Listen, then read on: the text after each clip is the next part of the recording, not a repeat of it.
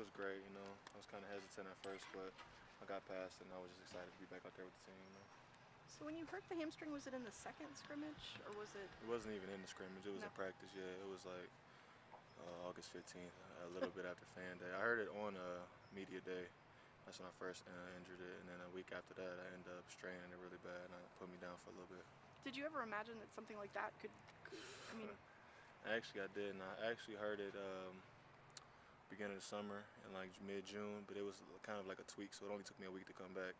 But knowing those hamstrings, you know, they kind of linger around. But I didn't expect it to be anything like this. And then coming into this camp, I was like healthy, running good, and I kind of felt my hamstrings getting tight, but I was kind of like looking past, like maybe I just need to stretch, you know.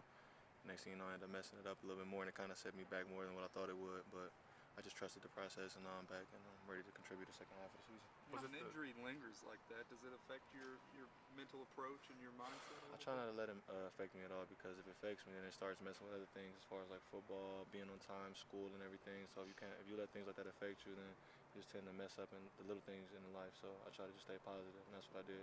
did it feel 100% in the last game? Definitely did. And I was surprised too. I was happy. So when I went out there, I was just, you know, I said a little prayer, because as before New Mexico State, I went out there and I heard it again. So I was kind of upset about that. But then going out there this game, I was able to give it all I had, and 100%. At first I was a little bit, so I was kind of holding it back on it, but I kind of felt good after that. Have you had a lot of injuries or things that have kept you out for long periods of time? Yeah, I've actually had a lot of injuries being here, man. It's kind of crazy, but good thing is I'm healthy now and I'm happy. What was the experience in the New Mexico State game like when you tried to go and it looked like almost immediately you knew it wasn't going to work? I mean, I just knew in the first 7 plays. I mean, I knew it was kind of tight, but I just tried to push it anyway, just because I wanted to be back on the field. I missed about 3-4 games, so I was kind of eager to get back on the field, rushing it a little bit.